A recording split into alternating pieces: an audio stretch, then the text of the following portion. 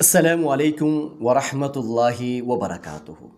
آج ہم استغفار کے بارے میں دو احادیث مبارکہ کو سمجھیں گے انشاءاللہ۔ استغفار اللہ رب العالمین کی طرف سے ہمارے لیے بہت بڑا انعام ہے جو دنیا اور آخرت دونوں میں ہمارے لیے خیر کا سبب ہے۔ نبی مکرم صلی اللہ علیہ وآلہ وسلم نے ارشاد فرمایا، من احب ان تسرہ صحیفتہ، جو شخص یہ پسند کرتا ہے کہ جب قیامت کا دن ہوگا تو اس دن اس کا نامہ اعمال اس کو خوش کر دے۔ دیکھیں نا، ہم جتنے بھی اعمال کر رہے ہیں، جتنی بھی احتیاطی تدابیر کر رہے ہیں، جتنا بھی اپنے آپ کو دینی حدود اور قیود میں بند کرنے کی کوشش کر رہے ہیں، اس کی وجہ کیا ہے؟ وجہ ایک ہی ہے، اور وہ وجہ یہ ہے کہ ہم جب قیامت کا دن ہوگا تو نامہ اعمال ہمارے دائیں ہاتھ میں آ جائے۔ جس کو اس کا نامہ اعمال دائیں ہاتھ میں مل گیا وہ سب سے بڑا خوش بخت انسان ہوگا۔ تو اسی کے بارے میں نبی علیہ الصلوۃ والسلام نے ارشاد فرمایا کہ من احب ان تسرہ صحیفتہ، کہ جو یہ پسند کرتا ہے کہ اس کا نامہ اعمال اس کو خوش کر دے، یعنی اس کے دائیں ہاتھ میں ملے، دائیں ہاتھ میں ملے گا تو انسان کی خوشی کی انتہا نہیں ہوگی۔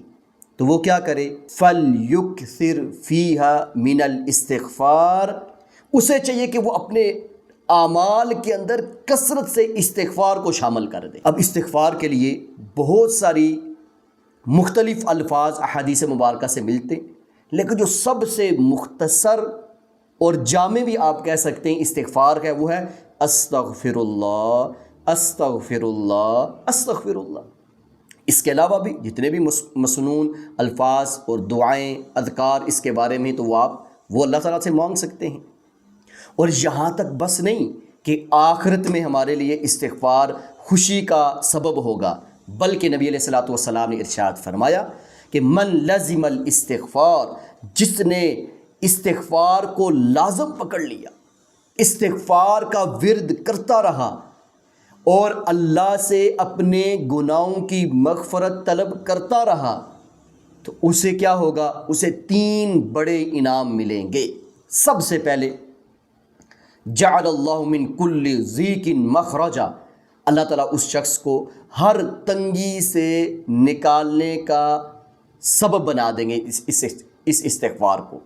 اور دوسرا ومن کل ہم فرجا، اور اگر وہ شخص کسی غم کے اندر مبتلا ہے تو اللہ رب العالمین اس غم سے نکلنے کا اس کے لیے سبب بنا دیں گے۔ اور تیسرا وَرَزَقَهُ مِنْ حَيْثُ لَا يَحْتَسِبُ، اللہ رب العالمین وہاں سے اس کو رزق دیں گے جہاں سے اس کا وہم و گمان بھی نہیں کہ یہاں سے بھی مجھے رزق مل سکتا ہے۔ دیکھنا کتنے بڑے انعامات ذکر کیے گئے۔ آخرت میں کیا ہوگا کہ جس کے نامہ اعمال میں کثرت سے استغفار ہوگا، وہ نامہ اعمال اس شخص کو خوش کر دے گا۔ دنیا کے اندر 3 انعامات ملیں گے۔ ہر تنگی سے نکلنے کا راستہ اس کو نظر آ جائے گا، ہر غم اور پریشانی سے نجات کا سبب ہوگا، اور ایسی جگہ سے اس کو رزق دیا جائے گا جہاں اس کا وہم و گمان بھی نہیں ہے۔ تو کرنا کیا ہے کہ کثرت سے استغفار کرنا ہے۔ تو استغفار کیا ہے کہ اپنے گناہوں کی بخشش اللہ رب العالمین سے طلب کرنا، اور سب سے مختصر جو اس کے الفاظ ہیں استغفر اللہ، استغفر اللہ، استغفر اللہ۔ اللہ رب العالمین ہمیں دنیا اور آخرت میں ہر طرح کی عافیت سے نواز دے، اور خاص طور پہ جب آخرت میں ہم حاضر ہوں تو ہمارا نامہ اعمال ہمارے دائیں ہاتھ میں ملے۔ جو دائیں ہاتھ میں ملے گا تو وہ انسان کے لیے خوش بختی کا سب سے بڑا ذریعہ ہوگا۔ اللہ رب العالمین ہمیں کثرت سے استغفار کرنے کی توفیق دیں۔ السلام علیکم ورحمۃ اللہ وبرکاتہ۔